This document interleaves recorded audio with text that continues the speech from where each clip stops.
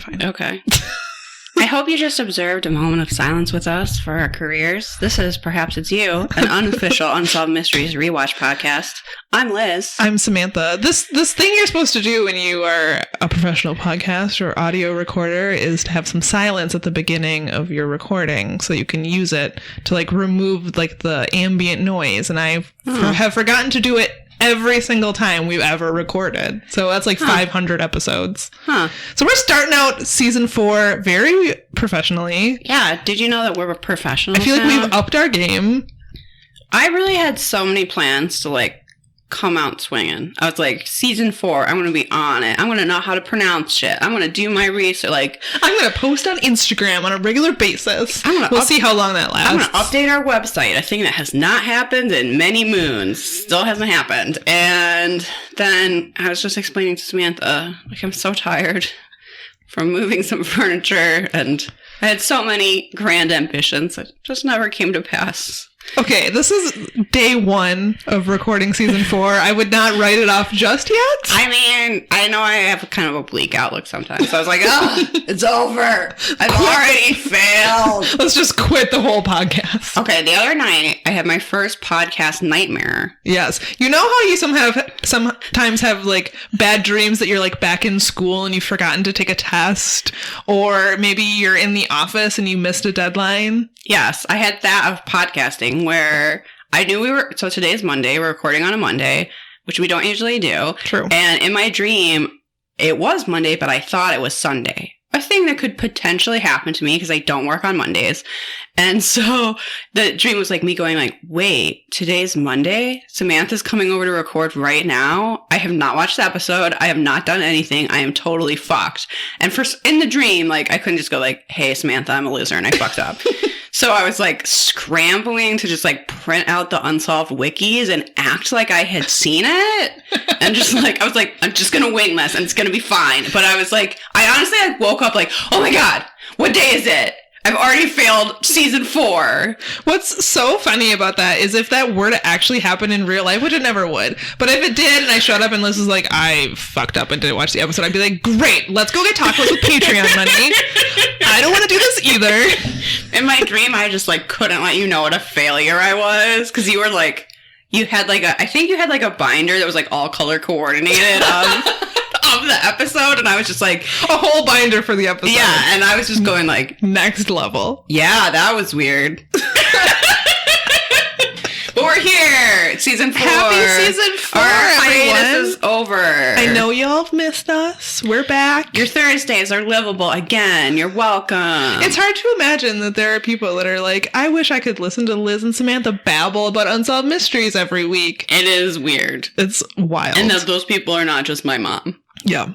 Which hi, Mom. Hi, Liz's mom. Shout out to Liz's mom. Yes. So I feel like I should have some updates, but I really don't. I mean, we ended on listener stories, so how could there really be any updates for that? That's true. I have a couple people to thank that sent us stuff during the hiatus. Oh, yes. A big improvement to our podcasting room is going to be a shadow box filled with all of the gifts you have sent us. It's really quite large. Samantha came in today and was like, way bigger than I thought. This is a gigantic thing you're putting in your home that is literally just cards and aliens and things people have sent us. It's designed for rugby jerseys.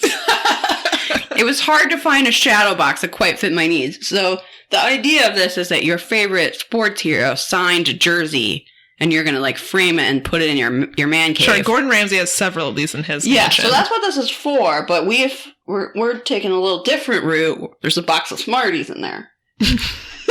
and two more than one porpoises of justice that have been made for us. Yeah, some people's find notes, and we won't be able to fit everything in here, but we do keep everything that's sent to us, and this will be a nice sampling. I'm going to post a picture on Instagram. Like a museum exhibit to our own glory. It looks legitimately like a museum exhibit. It's huge, and it's going to be hanging in my home, and people will come in and just be like, oh.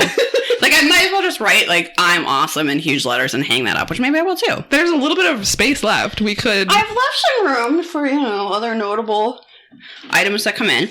Okay, so we need to thank Patrick, who sent us this book called The Ghostly Register. Wow. Haunted Dwellings, Active Spirits, A Journey to America's Strangest Landmarks. Is that cover holographic? I wish. Maybe there's like an edition that was, because it kind of looks like it's from this angle. It looks a little holographic. It's cool. At any rate. I'll go like this to act like it is, but it's not. Liz just waggled the book around a little. So this shows you different haunted locales around the United States. Ooh, this will be good for a Ghost Stories episode. Patrick says, "Greetings, Mysteries Ants. I listened to the holiday special and it reminded me of this book I had as a kid. Check out page 328 for questionable pornographic evidence of a dragon. Enjoy and never stop solving mysteries." Did you check out that page? So, okay, let's go to 328. Questionable pornographic evidence of a dragon. Words I never thought I'd put together in a sentence. You know. So this is chapter 58. What was that dragon that just went by?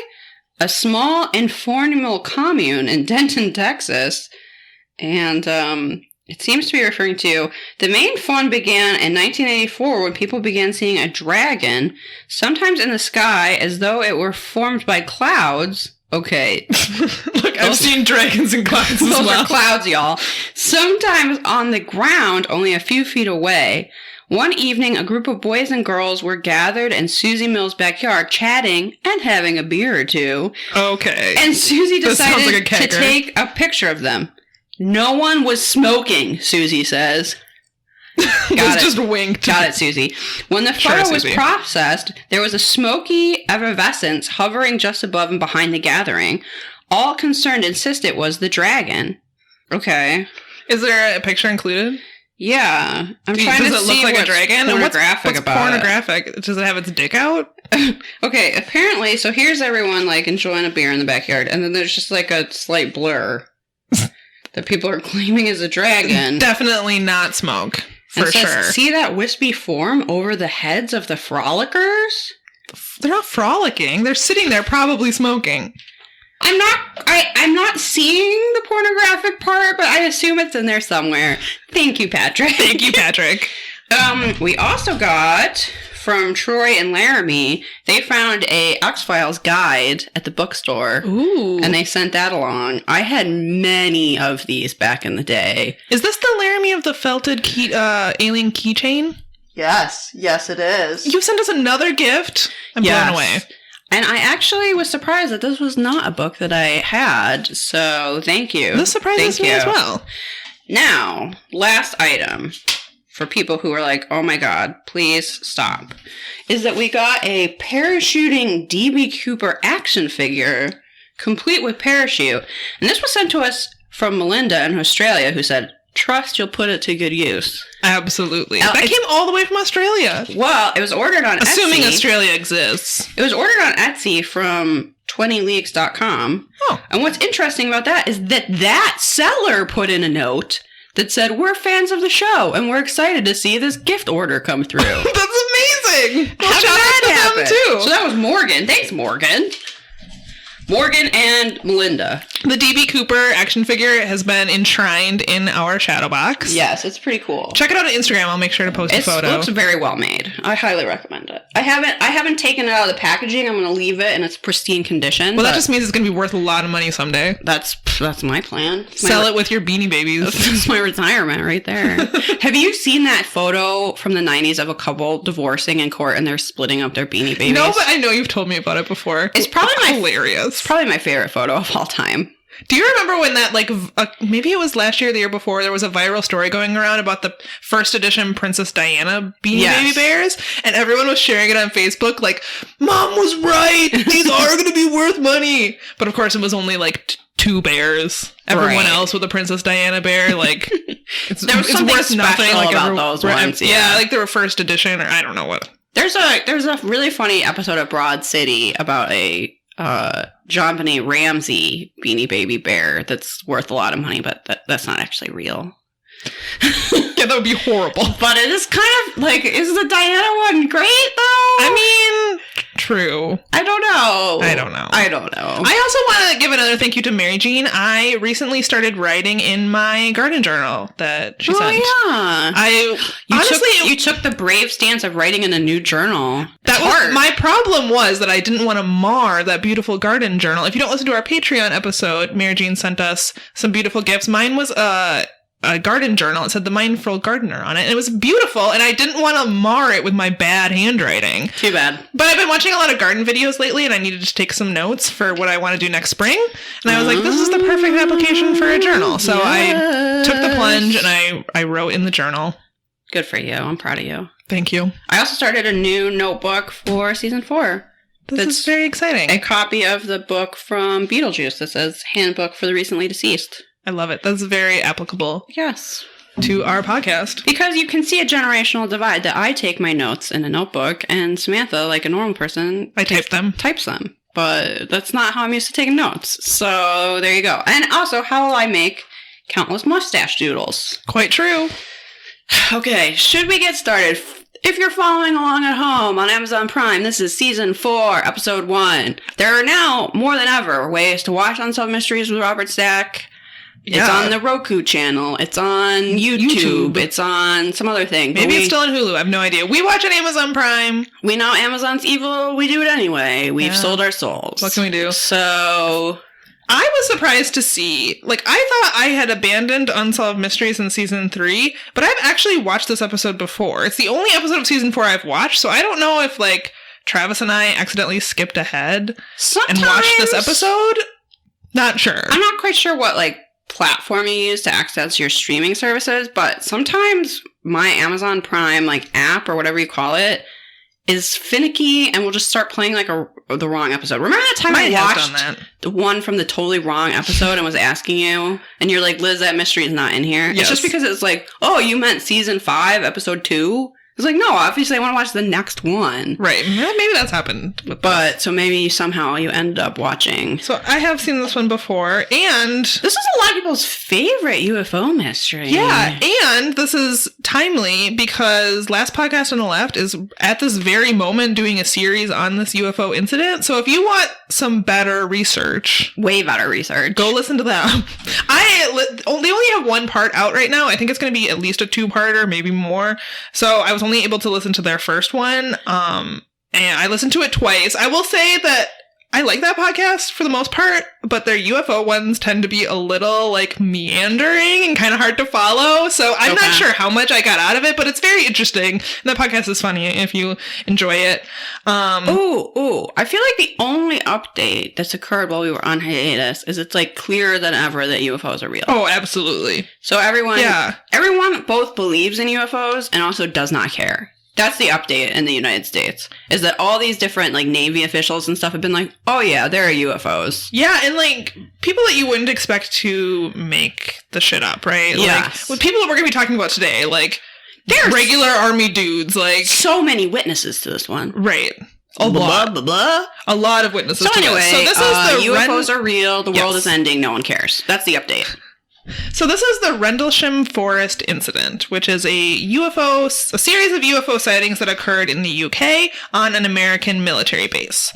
So on December 26, 1980, at around 2 a.m., Airman First Class John Burroughs was out on security patrol at Woodbridge Air Base with his partner when they saw an odd, bright light come from the Rendlesham Forest, which separates Woodbridge from Bentwaters, which is the UK's Air Force base. They're right across from each other. Oh, okay.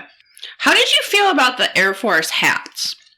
Very important question. I guess I was indifferent about them. Did you have a strong feeling? Berets. I kind of like them. I will say that the costuming in this episode was very good. Yeah.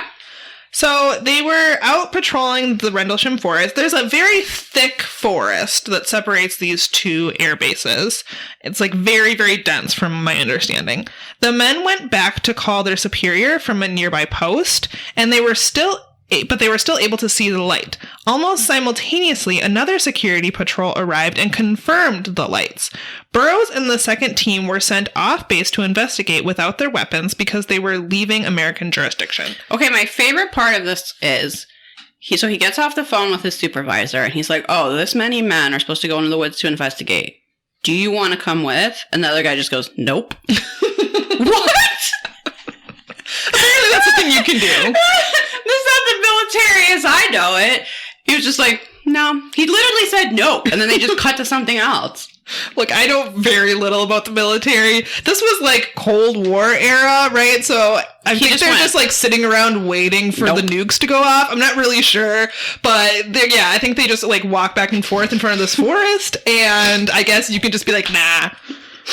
I don't know. That's my understanding. That guy is my new hero. Nope. Mr. Nope. Also, I drew a mustache from around this part Everyone of the in this episode has a mustache, I feel like. This is not my MVM, but ironically, I called it the MVM because it looks like an M. Like it looks That's creative. It does look like an M. But it's not the best mustache in this episode. They keep getting better. They do. There's a lot of mustaches. They keep coming at you and getting better and better. Okay, so as the nervous men walked into the forest, they could tell that the animals were very upset. So there was a lot of squealing. I don't know what it sounds like when a whole forest full of animals is upset. The badgers and the moles were shrieking. Howling. Into the night. The newts, oh man. The newts were screaming. I'm trying to think of very English animals. Yeah. All the badgers were so mad. I'm assuming the hedgehogs, do they make noise? Those hedgehogs formed a full circle and they just ground that forest into the equivalent of a crop circle. Listen, Hazel the hedgehog, I know you're listening. You need to DM us on Instagram and tell us. What kind of noises do you make? Do you have a voice? I need to know. Okay. Do you have a voice? Hello, hedgehog. Do you have a voice? So they walked into the forest. They could tell that the animals were very upset. They received a radio transmission that contact was made with the Heathrow Tower in London and that an object had been seen over the Woodridge base and then disappeared. Last podcast on the left called this a bogey, which is like some sort of unidentified aircraft, I think. But isn't that just what UFO means? Well, I think you don't assume immediately that it's not of this Earth. I mean, I guess it's the same thing, but a UFO, I think, connotates aliens. Not sure. Okay. Don't ask me about military terminology, Liz. Unidentified flying objects. Just, that could be anything. You just don't know what it is. True. But I think we do assume it's aliens. You do assume it's the little green men. So they arrived at the object, which had a bunch of blue strobing lights, and then moved it was a dance party through the trees and into the sky. I will say, Unsolved Mysteries tries, okay, to depict these lights and UFOs in the reenactment. Bam, bam, bam, bam. The production value is not high. Oh, this is some easy early CGI bullshit. It looks bad. I'm sure that cost them a small fortune at the time. But it looks terrible. You know how HBO just blew our minds with a bunch of dragons? We're a long ways from that. Still people complained about them. Well, yeah. This might have looked better if they had just put a hubcap on a string and dangled it around Ed Wood style, but they did the best they could. So suddenly time slowed down. They described everything as feeling slower. It was very strange to the men, and then suddenly the object vanished. For more than 2 hours, they played an eerie game of cat and mouse with this mysterious object. At times, it would get closer to the horizon, and then it would get closer to them, and then fly away. I think they had missing time, right? Yeah. And they were there for long enough that they were able to, get out sketchbooks and draw what they were seeing. Because, I don't know. None of them owned cameras? Notebook on them. I don't think so. Okay. Maybe if they did, they probably didn't carry it around. They were like, I think they probably had a little take some time to notepad. Do a fine sketch of this UFO. Robert Stack says the events of that December night set into motion a chain reaction that would eventually result in the best documented sighting in American military history. And to say this, he's in some sort of airport hangar. Yeah, with hanging photos behind him. Yeah, but there's also people in the distance just milling around. It's bizarre. I like it. It was artistic. For a just walk and talk location, whatever the hell. It's not the worst we've seen. No. Wherever this rave is going on in the background that he just dropped by, good choice. Although the government has no comment on the incident, several witnesses agreed to an interview to tell what happened that night. 5 hours after the sighting, John reported to his post commander about the strange lights, and the commander said that they should try to locate any physical evidence. I think this is the point in the reenactment where the two men walk into their commander's office. He's sitting in a desk, and he's like, what the fuck? And they sort of stumble over this. Because suddenly they're like, I'm sure they went in there like, oh my god, this was fucking wild. And then they get in there, and they're like, yeah, we saw some weird lights in the woods. And their commander's clearly like, you saw some lights in the woods? Well, I think they knew that they weren't going to be taken seriously, so they're really, like, hedging their description where they were like, so, because they don't want to be kicked out or sent to the insane asylum or whatever. True. When they arrived, they found impressions in the ground, burn marks on the trees, and other odd evidence. John and a police officer went to the area and showed him the physical evidence that was there. However, the officer dismissed the ground impressions as burrowing forest animals. Interestingly, the circles measured an equal distance apart and made a perfect equilateral triangle. I don't know why Unsolved Mysteries wants to constantly portray the English as blaming everything on forest creatures. Oh, like how parades of hedgehogs make crop circles? Yeah. It's like, oh, clearly this is burrowing animals to make sure they make a perfect equilateral triangle. I think what's funny is that this was in the middle of winter, too, so certainly the ground is frozen. I don't think animals could burrow that also, deep into the frozen ground. It wasn't like a hole. It's just an impression. Right. So they just burrowed a few inches down. They went down in a perfect flat circle and they went, that's enough.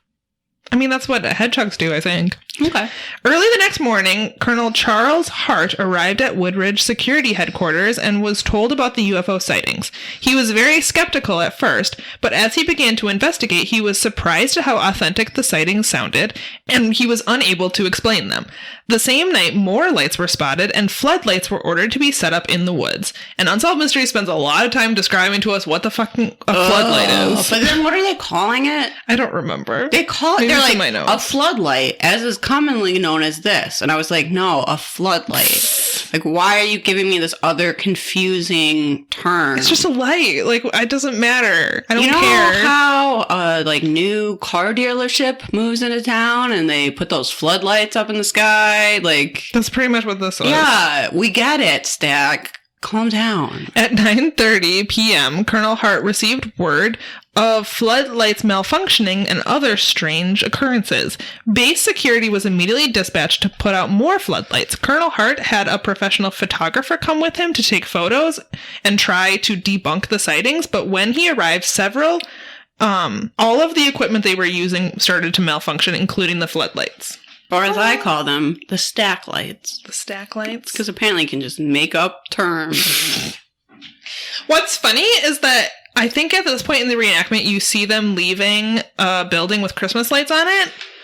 A lot of these people were at a Christmas party that night and claimed to be sober. Okay. Much like the people in that book claimed to not be smoking, but that may or may not have anything to do with the sightings. My favorite stereotype about the British is that they're these are Americans. Sober. True. Which maybe still applies. I don't know. Actually, I changed nothing about what I said. So Hart and his men went into the woods armed with a tape recorder and other equipment. Sergeant Robert Ball, one of Hart's team members, located a site where they believed the UFO had landed. They got an instrument to do readings on the trees, and when one of the men noticed a red glowing object about a few hundred meters away, it began zigzagging around the pine trees and, quote, winking at them. Yeah, I wrote that down too. Not sure how a red light winks. Maybe like it blinked. But I was just picturing their UFO being like, hey! Giving it a big old wink. So like I said, check out the last podcast episode that they recently did if you want to know more. I believe they were out there taking radiation readings. Yeah. Because there's this theory that there were nuclear weapons being housed at the, I think, Bentwater Air Force Base was the one that was owned by the UK. And I don't think that's ever been confirmed, but there's this whole thing about UFO sightings around nuclear sites. And so I think some UFO people think that maybe if they were storing nuclear weapons over there, that's what the aliens were coming to see. And they did get some, like, radiation readings, I think, when they were out there investigating. But I'm not, like, totally clear on the significance of that. What do you think about the glowing farmhouse? I don't know what to think about the glowing farmhouse. They come upon this farmhouse that's like glowing red from the inside. It's bizarre. I have no idea. I don't know. And then the light like breaks up into other lights. I would fucking turn around and run if I saw that. It sounded scary. Okay, so yes, they found a farmhouse that appeared to be glowing as if it were on fire. As the red object began moving towards the house, it broke up into 5 white balls and disappeared. This part of the reenactment is humorous. Because I don't know what you're talking about. I think they really should probably have just like, I don't know. Yeah, used a tin can on a string or something because some flashlight reflections. Yeah, it might have looked better than this. So the men began moving towards the coast. When they looked to the north, they saw 3 objects in the sky that began moving in strange patterns. The men believed that the objects were trying to communicate or warn them. Sergeant Ball believed that it looked like a grid search. Beams of light shooting out from the objects, and several people at the base also reported the lights. John Burroughs woke up while this was happening, and he then saw several blue transparent lights in the sky, and one dived towards them, went through a truck, and went back up into the sky. At virtually the same moment, Colonel Hart and his men noticed an object in the sky that was coming towards them at a tremendous rate of speed, and a beam of light came down within feet of them. Then, as the light disappeared, Colonel Hart went from a skeptic to a believer. Well, yeah, if you fucking see that. It sounds terrifying. You'll just be Scully going, I don't know, Mulder. I'm literally touching an alien right now, but...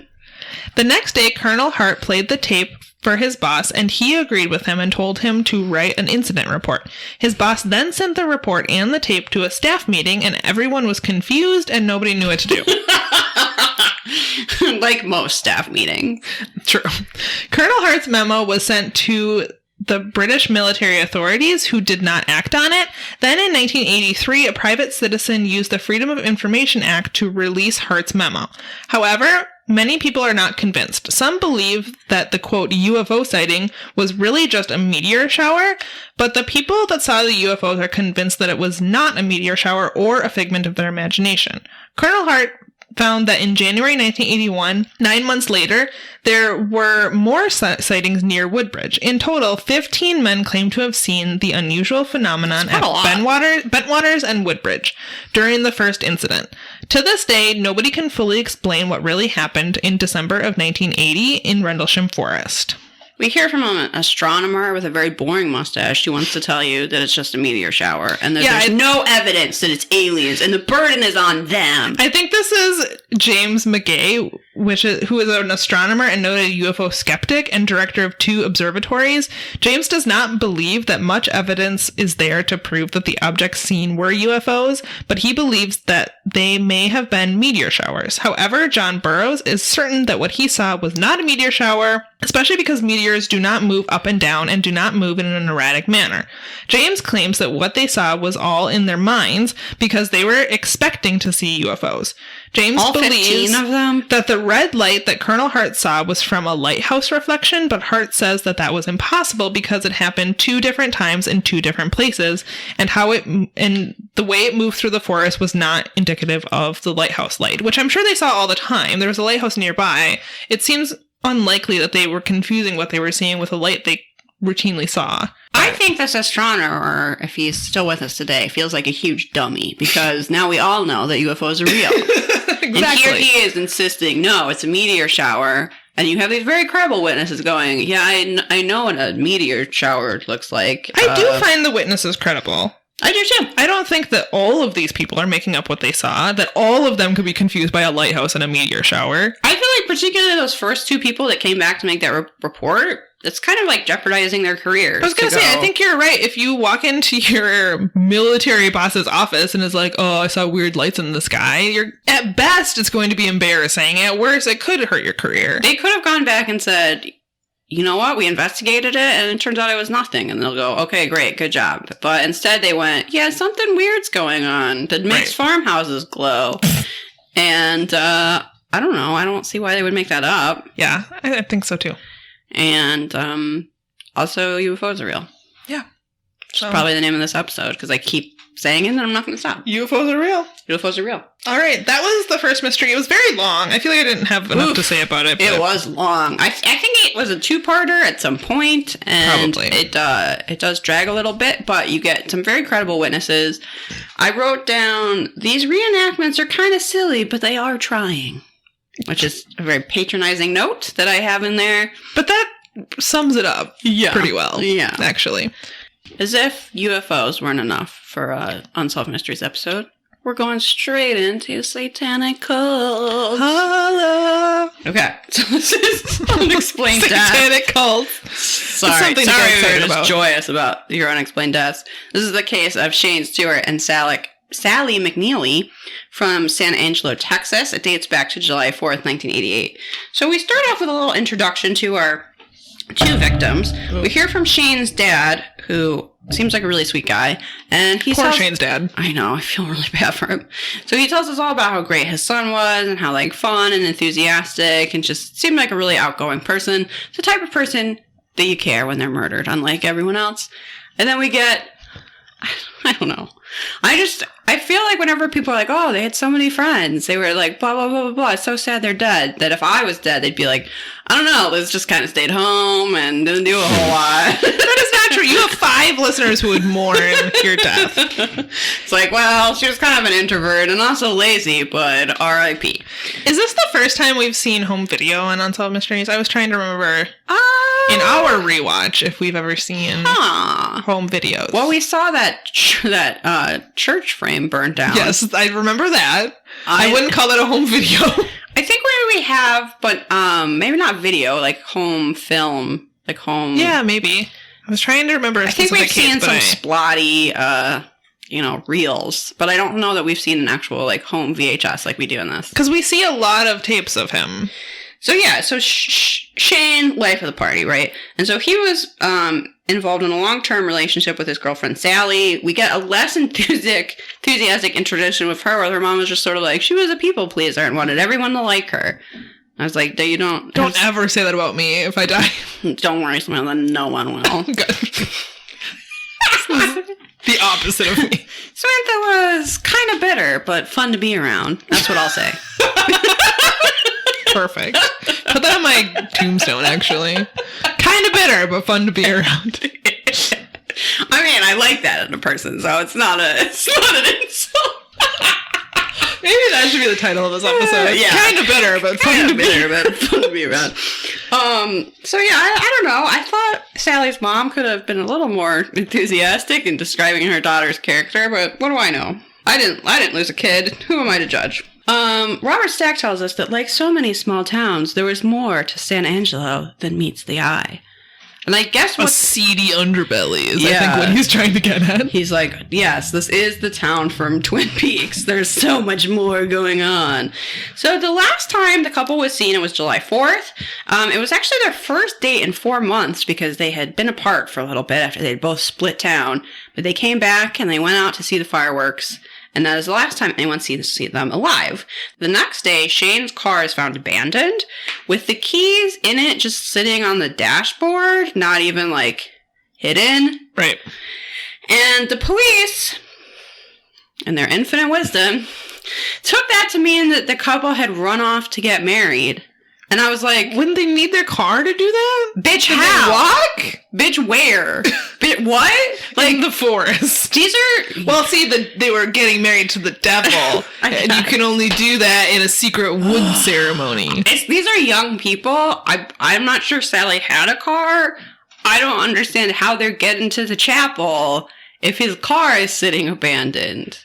Also, if they had a car, like, why would they take the bus or some shit? No, I don't know. No, they have to abandon it in the woods and then walk to their... Of course, Shane's dad, being sane, goes, my son loved that car, and there's no way he would have just abandoned it with the keys in it. Yeah, there's no point. Yeah. Also, if they ran off to get married and didn't want the car, why would they leave the keys? Don't know. He never wants the car again. For someone else to have it, I guess. Little known fact, married men can't have cars. It's in the rule book. It doesn't sound like the police did a whole fucking lot. Shane's dad spent 4 months searching for them, looking around the lake where they're last seen and talking to people. but I don't really get the impression that the police did much. They did. We didn't hear about it. Yeah, we certainly Unsolved Mysteries did not go out of their way to make them look good. So that kind of makes me think they really fell down on the job.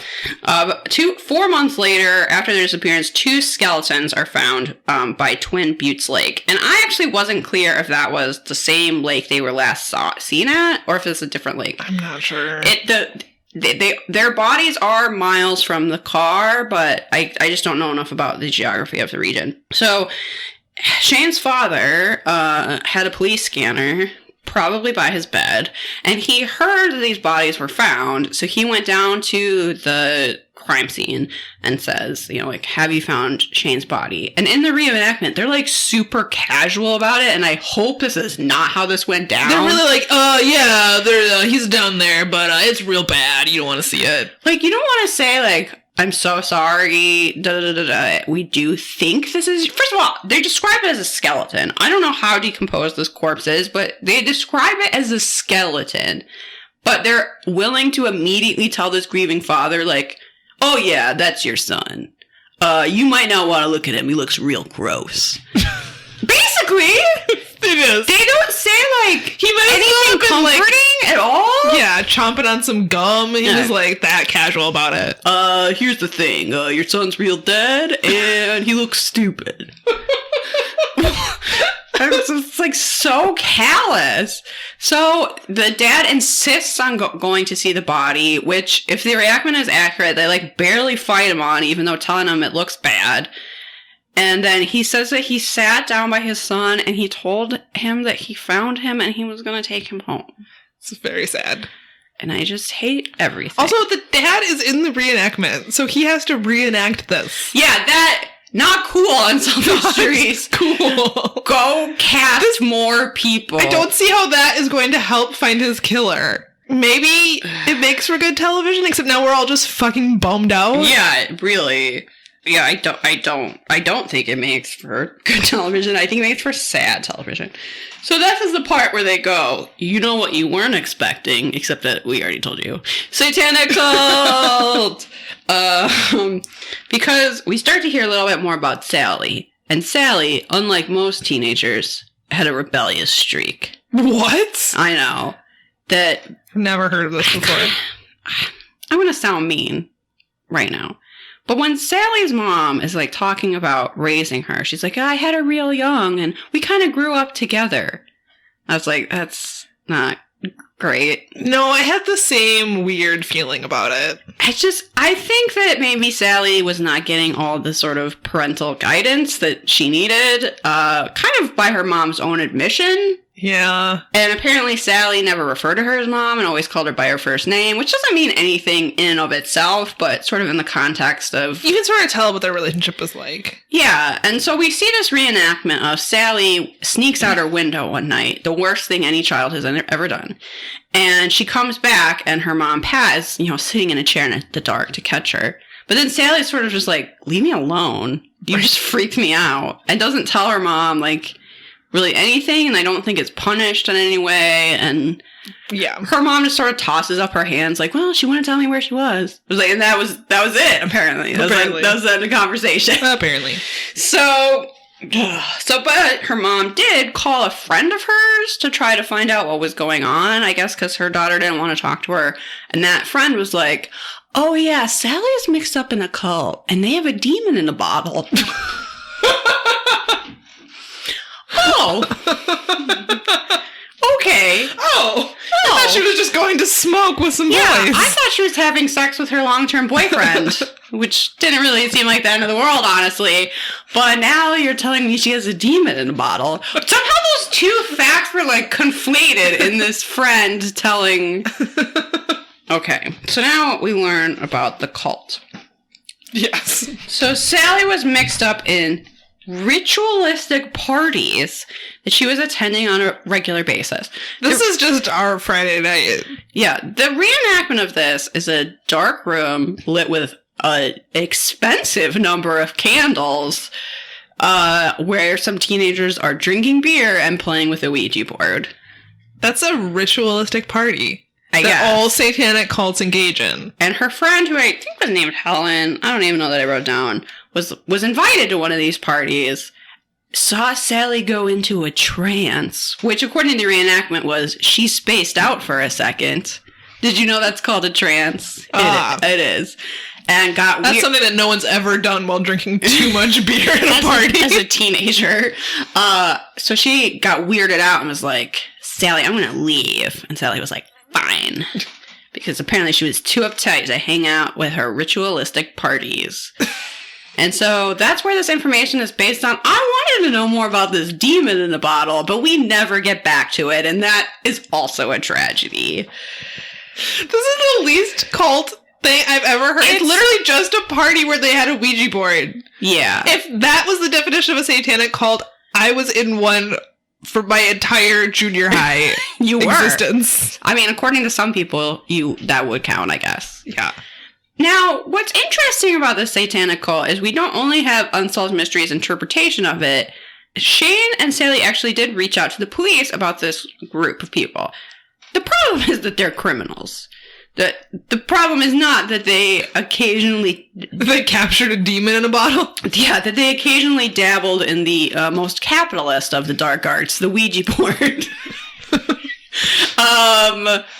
The problem is that they were committing crimes. But Sally becomes disillusioned with the group because they are engaging in criminal activities, which included drugs and group sex. Oh. Which I cannot imagine calling the police to be like, I have to confess, I went to a really rockin' party. You will not believe the quality drugs and group sex over there. Oh my God. I don't even... and I forgot to mention that we see Shane wearing a cropped tank top. Oh yeah, this is the only thing I texted Liz about. I was like, oh my God, there's aliens in satanic cults and the mad boy crop top. All the boys, I think, just show that they're like bad rebels. So they're wearing a crop top. They're wearing homemade shirts cut into crop top tanks so you can see their abs, and then they get into fights. Oh, that's also... So Shane is also pulled into this devious underbelly, and that leads to him getting in fights, unlike most teenage boys. Yeah, I think most teenage boys never do. Never do. And some questionable fashion choices, but I approve. So yeah, most of it sounds like pretty typical teenage stuff, but apparently Shane and Sally were concerned enough that they reached out to the police. The police officer of the show was like, I was very skeptical that this group was doing anything or meant anything, but they give him a gun that someone in the group gave Sally that was apparently used in a murderous robbery. And so she wanted to turn it over to law enforcement. She wanted to move on from this group, apparently. I can see why. If they've robbed and killed someone. But it's one thing to hang out with people and drink beers and play with a Ouija board, but then if someone's like, oh, here, have this gun, I once killed a man with it, you might be like, okay, I'm out. I'm actually done with this party. You can keep your drugs and group sex. I'm going to go home. I gotta go. So I think they kind of crossed the line.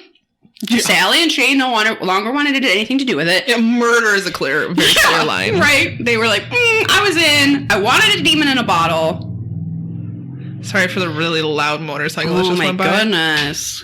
Contain your masculinity. Okay. She wanted a demon in a bottle. She did not want a fucking murder weapon that had already been used in a crime. Why would she want that? No. So she hands this over to the police. They ask the police, please, could you not let the people know that we told you? And for some reason, the police officer was like, I'll try my best. I did not understand this. Did this get them murdered? I think so. So, thanks. This is not that much of a mystery. They should have just turned the gun over anonymously, apparently, because I think actually this does get them killed. So they drop off the weapon. His name was Deputy Count. I drew his mustache, but whatever. He's not the winner.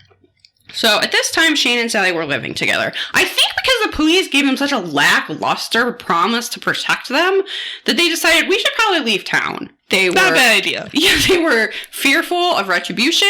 Sally calls her friend that was a square at that party and was like, I'm worried someone's going to kill me. And her friend, being such a good friend, did not believe her, did not really ask what she was talking about, and did not tell anyone else. Yeah. She was like, I just thought she was exaggerating again. And I was like, wow, you guys were real close. Okay. So... Bad friend. Bad friend. So they split town for a little while. I think for like 4 months, something like that, and then they come back into town. At this point, Shane's dad overhears him on the phone, and someone is demanding money, and Shane's like, calm down, I'll get it. I have it, I'll get it to you. And at this point, his dad was like, look, if you're in trouble, like, please let me know. I'm your dad, I can help you, blah, blah, blah. He seemed really great. Yeah. And Shane was like, don't worry about it. I've got it all under control. It's going to be over. And then his dad was like, okay, well, I love you. He gives him this like teary farewell, which in a way is appropriate because he never sees his son again. Sorry, Shane's dad. So they're out in the field by the lake with his car at 9 that night watching the fireworks. The last person to see them alive is a witness who is on a boat in the lake. He sees them by their car, and they're approached by a pickup truck. So this is this guy named Randall. This was my pick for MVM. He's got a good mustache. It's gigantic. I called it the overgrowth. It's just a fountain or a... It's really overgrown. Yeah, it's like an overgrown lip hedge. It's like weeds that need to be pulled from a garden, or like a hedge that needs clipping. Like, it's a lot. It is a lot. It's a lot. It is. So he's the last person to see them alive. This pickup truck pulls up to Shane's car, is very aggressive with them. The reenactment is very over the top, and I don't know that we can believe they're like threatening them with baseball bats and like pulling them by their wrists. They do end up dead, but right. I was also like, guy in a boat, if that's what you saw, maybe you should have told someone. He's like, gotta go. He was really minding his own business, I guess. And that's it for the segment. Robert Speck ends it by giving you this very sad piece of information that inside Sally's pocket is a fortune cookie fortune that says... This was unnecessary. I kind of love this because it's so bleak. If you braced yourself, the cookie fortune is, you will always be surrounded by friends. And then he states the obvious. He's like, well, she probably was murdered by her friends, so it was true. Oh, thanks. That's real dark. Thanks for that. And now I kind of want a fortune that says that so I can frame it. Yes. Was this ever solved? So, okay. We do have an important update that I'm pulling from Unsolved Wiki. Thank you to them. So this is technically unresolved, but in 1994, a DNA profile was recovered from evidence found next to the abandoned car. The DNA was uploaded in the national database, but no matches were found. Until July of 2014, the sheriff's department indicated that the case had never been closed and that there are two major developments, and that the remains of Shane Stewart had been exhumed for DNA purposes as part of the new investigation. Oh. Then, an update in 2017, the police have identified a possible suspect in the case. He's currently only named as a person of interest. His name is John Gilbreth. He was arrested for marijuana possession. Okay. And his girlfriend told officers that more drug-related evidence was in his home. I read a little bit more about this, and it sounds like he got arrested, and his girlfriend was like, oh yeah, he's a drug dealer. So they went to search his house. And they didn't find evidence that he was a drug dealer, but what they did find evidence was connecting him to Shane and Sally's murders. What? The evidence included 3 audio tapes with SS written on them, handwritten notes and ledgers mentioning both victims, a lock of hair, a fingernail. What? Which is like, it's like all together, too. Like a little keepsake? Yes. And hopefully it wasn't in a shadow box. Yeah, that would be real weird. And biological material that might have been blood that has not been confirmed to the public at this time. Investigators have confirmed that Gilbreth has been a suspect from the case since the beginning. Wow. He was one of the members of the group, if you want to call them satanic cults. It doesn't seem like they actually worshipped Satan or did anything satanic, but a group of criminals who loved a Ouija board down and then, that he was part of that group. He was 17 at the time. This is wild, because if he's kept like souvenirs from this murder, then this has to be more than just being mad that someone turned him in. But also, he would have been 17. Like, who knows how rational his, like, true murder thinking was. So, he was convicted of marijuana and firearms charges, and he's currently serving time in federal prison. He has not yet been charged with the murder. Interesting. But it sounds like this evidence, especially if they found possibly blood, could be pretty damning. Yeah. Depending on the DNA results. Since this is only from June of 2 years ago, and The legal system is very slow. Maybe he's still going to be charged with this. I don't know. Oh. And here's his mugshot looking like he will fucking kill you right now. Jesus. If you would like to join a Facebook group for this case, there's a page called Remembering Shane and Sally. Most of the recent information is actually about cold cases that are being solved to sort of give hope that this case will be solved too. Oh, that's really interesting. So if you want to go learn a little bit more about this, I read a few more articles, but they basically were about how this new evidence has been found and people sort of are assuming that they know who did it. Okay, so there's one more mystery in this, and it's a lost love. This is like a cherry on top. We have UFOs, satanic panic, and now a lost love. I really like this one. This one actually made me cry.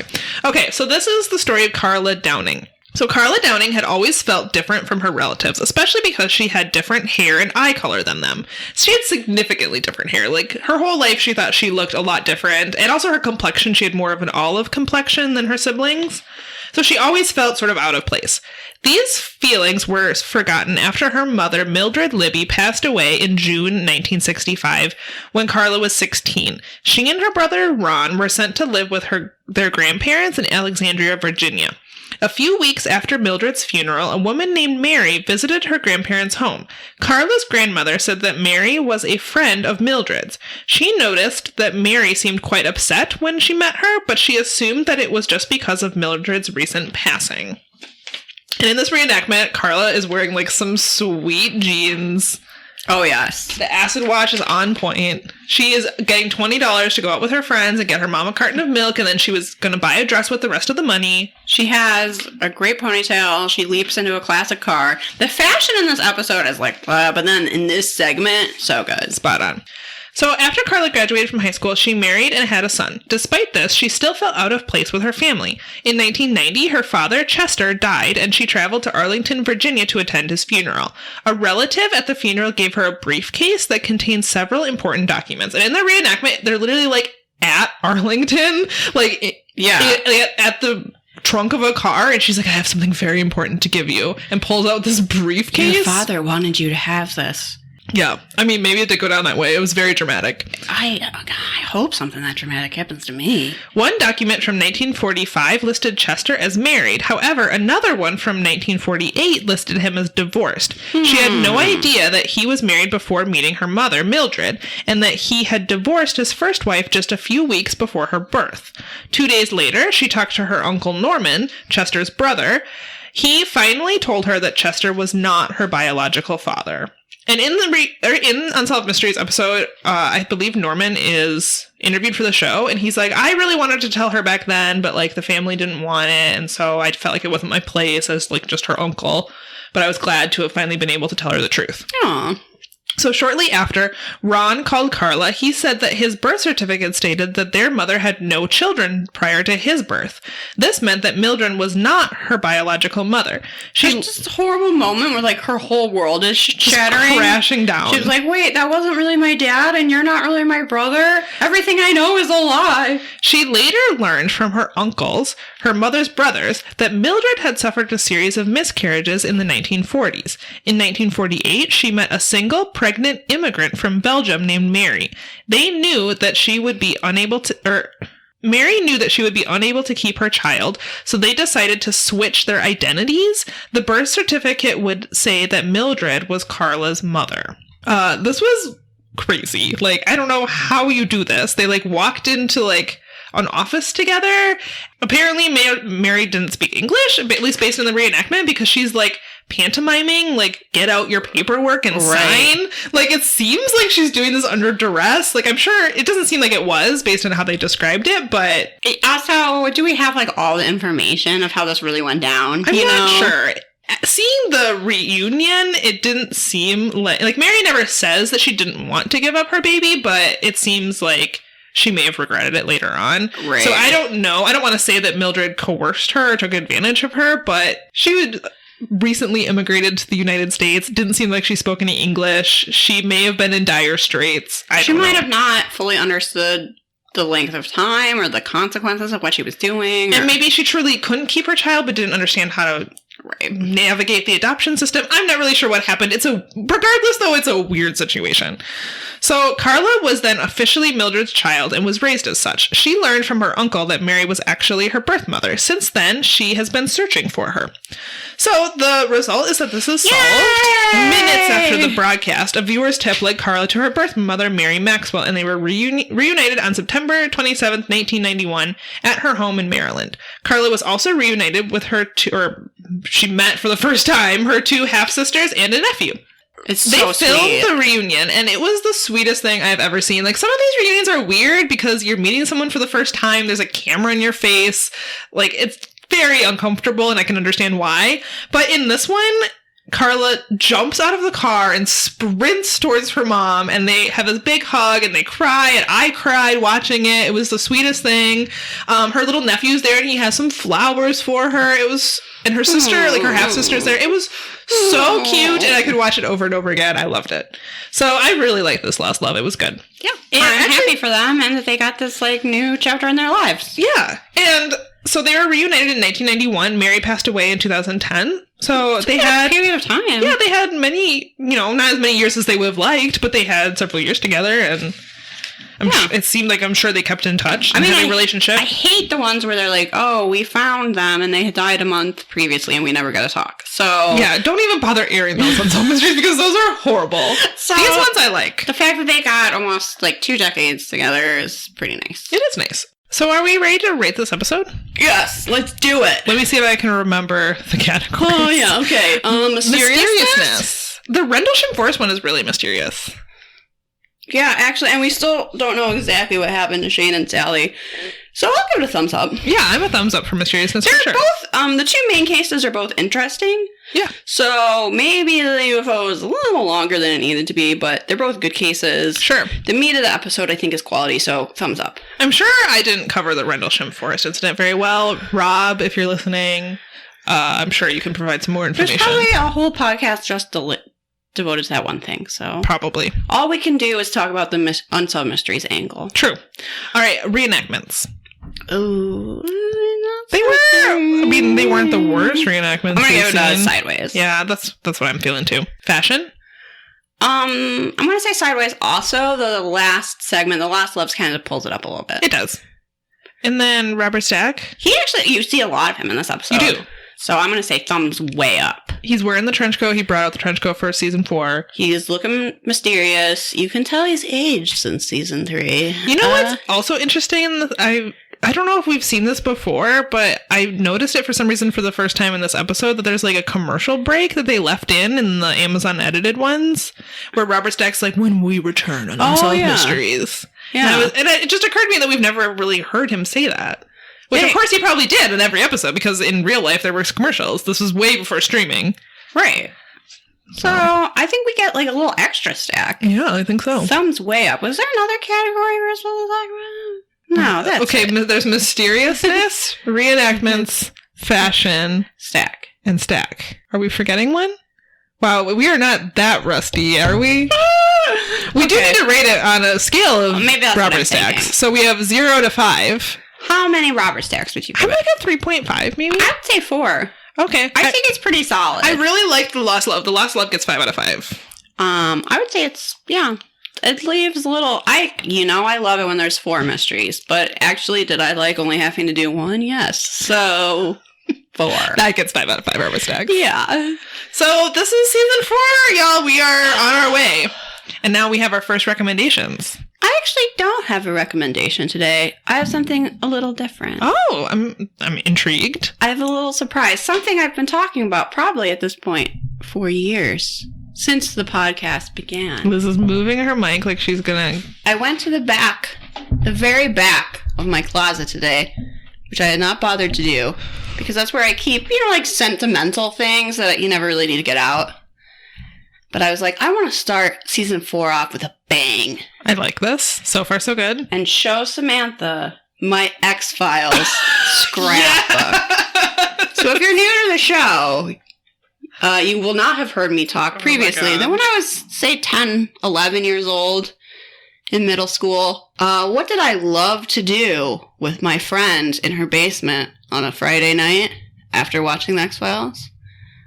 we'd like to work together on our scrapbooks. This is the X-Files scrapbook. This is the X-Files scrapbook. I'm excited to see it. Samantha has not seen it yet. I'm just going to pass it over to her and let her flip through. Okay, I'm going to react in real time. Hours So of this work. is a black notebook. It looks a little... It's seen some love. But Sure. it's not as tattered as I would have expected from a well-loved scrapbook. It's still in very good condition. In the middle, there's just a sticker that says... Official X-Files fan club. Yes, which was something I was in. Of course.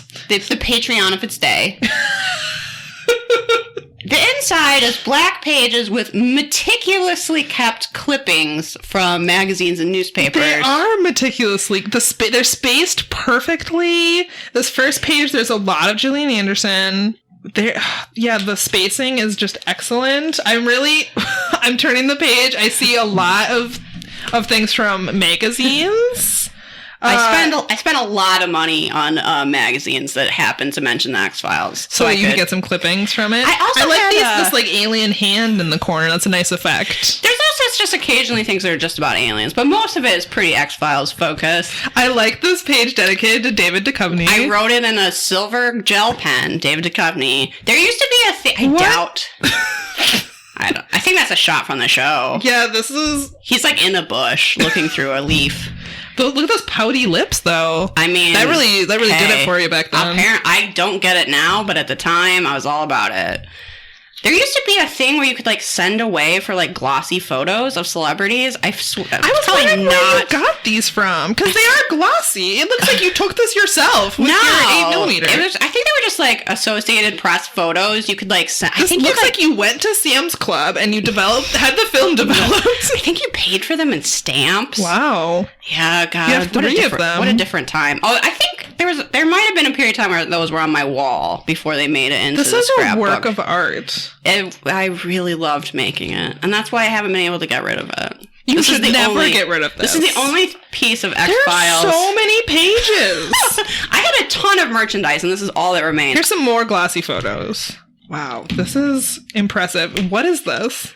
Oh, that's a drawing my brother made of Chris Carter, the creator of the X-Files, but as the Fluke Man, who's one of the monsters on the X-Files, because I didn't like Chris Carter, so he made that for me.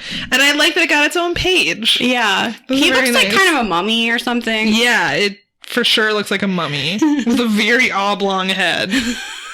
That's how the Fluke Man looked. Oh, you're going to have to repaste this Department of Investigation FBI special agent. Olivia... my friend Olivia, who made our outro music, also, at the time, Computer Whiz, made these fake FBI badges. And this was for a Halloween costume right there. You can see me. Is this little baby Liz? Dressed as an FBI agent. Wow. Hell yeah. Oh my goodness. This is amazing. I used to also have a binder of all the, like, full-page magazine things, but I don't know what happened to that. You didn't keep that one? Apparently not. That wasn't nearly as much work as all the How much time clippings. did you spend looking at this photo of David Duchovny? Probably a lot. Though I don't think that one was on my wall. He's looking sultry. There's a lot of photos of him really trying to work that camera. It's not always quite working the way he wanted it to, I don't think. Yeah, I can see that. There's a photo of him wearing naked. only a teacup. That's this. He just has a teacup over his manly bits. I think I literally printed that out on my home computer.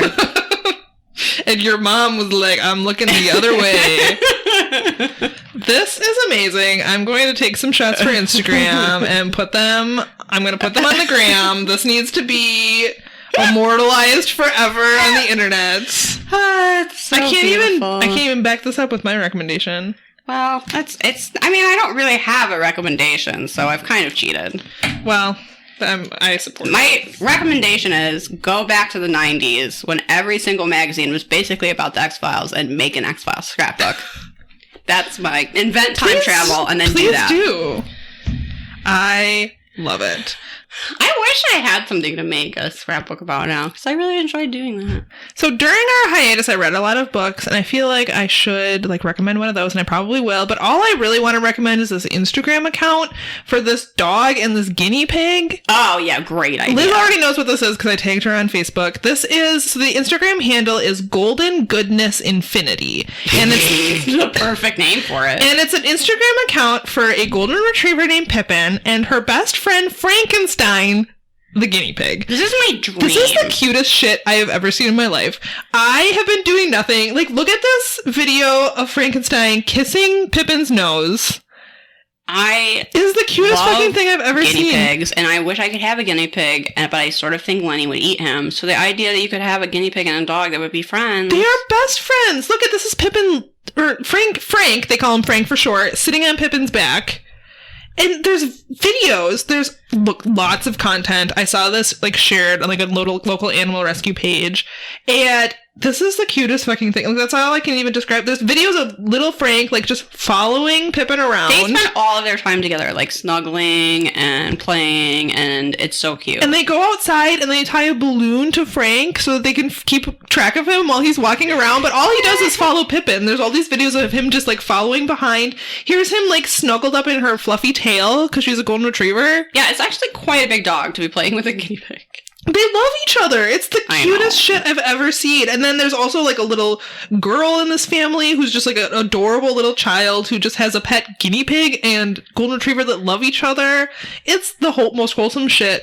The problem with it is that it makes me insanely jealous. The sort of jealousy you feel in the pit of your stomach, where you're a little bit mad that you don't have a guinea pig and a golden retriever that love each other. It's a common feeling that I have looking at Instagram.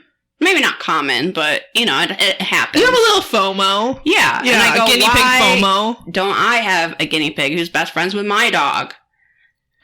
Here they call him Frankenchuck, because he's or Frankenchunk, because he's a little chunky. But he's following Pippin around. It's so... guinea pigs are a little chunky. That's what makes them so cute. Watching a guinea pig walk from behind is the cutest fucking thing I've ever seen. I love them so much. So that's all I have to recommend is this Golden Goodness Infinity Instagram account. I think that's the best thing we've ever recommended. It's the only thing I want to do on Instagram is just look at videos of this guinea pig and his dog. Oh, I'll do a really dumb recommendation update, which is that Wet n Wild's new collection, Crystal Cavern. I need to order some of that lip gloss. Has a great lip gloss, the amethyst purpley lip gloss. It's beautiful. I'm usually not into putting shimmer on my lips, but Liz and I had lunch the other day, and I was like, what are you wearing on your lips? It's beautiful. Wet n Wild. Yeah. The highlighter from that collection is a little bit more like the Color Shock highlighters. It's a little creamy. Okay. And it's very bright and blinding and beautiful. And then they have little eyeshadow trios, 3-shade eyeshadows that come in a little triangle. The green one, that light green shade is the best eyeshadow I've ever used in my life. Why? How long until we get Wet n Wild PR? Come on. It would cost $40. Yeah, come on, Wet n Wild. To send us some Wet n Wild. I tag them on shit on Twitter. They don't give a damn. I'm promoting you all the time. Hello. And they're yes, please keep doing it for free. You can keep doing that, but we're not sending you something that costs $5 for free. But anyway, that eyeshadow costs $5 and is amazing and just proves to me that most makeup's a scam. The end. The end. All right, is that it for our show? I think so. I think we can put season 4, episode 1 to bed. And you can go back to being a little bitter, but fun to hang out with. All right. Or whatever it is I said. I think that's what it was. Bitter, but fun to be around. Yes, there we go. Okay, get out there, solve some mysteries, but bitches. We have to plug our shit first. Oh my God, you're right. I've forgotten how podcasting works. It's our first day back. So follow us on Facebook, Instagram, and Twitter. Perhaps it's you. After you follow Golden Goodness Infinity. Yes. Follow us on Instagram. I promise I'm going to try my best to post a lot this season. It's my season 4 We'll do what we goal. Do. Think ahead. At the end of this season, once again, we would like to do listener stories episodes. So if you have seen a ghost, if you've been bitten by a vampire, if you, were abducted by aliens, we need to know about it. So that's perhaps it's you podcast@gmail.com. If you send in our stories, we would love to include them in our listener stories episode. You can toss us a little bit of money on Patreon, patreon.com/perhapsitsyou. You get bonus content. $5 a month gets you a coloring sheet. Our coloring sheet for June is fucking amazing. It's the purpose of justice. Well, that was actually May. But you can still get it. If you send in $5, we'll still give it to you, even though May just ended. And it is The Porpoise of Justice. It was made for us by listener Amanda, who's actually a professional coloring book artist. So guess what? It looks a lot better than the stuff I doodle. And you can see it on Instagram. It's literally amazing. The Porpoise of Justice going after a criminal octopus under the sea, and it's so fucking good. It's really good. I love it so much. So you could color it if you give us $5 a month. If you give us $10 a month, you get an extra special gift every quarter. Yes. And that's patreon.com/ProwsWithYou. Our newest bonus episode was about art mysteries. Yeah, and if you give us any amount of money, you get a bonus episode every month. Also, we talked way too long about Game of Thrones. I really just ranted. It was sort of my nerd manifesto. Get ready for that. You know, maybe you don't know, but back in the 90s, there used to be hidden tracks on CDs sometimes. Yes, I do remember if you listened all the way to the end, or sometimes if you rewound from the first track, there'd be a little something hidden in there. Like, Alanis Morissette did that on the Jagged Little Pill. There's a little song about house at the very end. Why? I don't know. It's just the 90s things to do. People were excited about CDs. That's how I feel about our Game of Thrones. It's like, okay, the actual content was art mysteries. And then we just started talking about Game of Thrones. And then you get a whole other hour of us. It's like a bonus track about Game of Thrones. Yeah, and I hope you enjoy it even if you don't watch Game of Thrones. Of course it contains spoilers, so be aware of that. 100% pure spoiler. But we put it at the end so you can stop before you hit If you don't want to hear that section. If you don't want to know that... But if you want to hear us... the gnomes win, that the dwarves... If you want to hear me complain about something I purport to love... that's what you need to listen to. Because Unsolved Mysteries wasn't enough of that. I had very few good things to say about Game of Thrones, despite it being one of my favorite TV shows. So imagine that. Okay, Game of Thrones spoilers. The mermaids won. Just so you all know.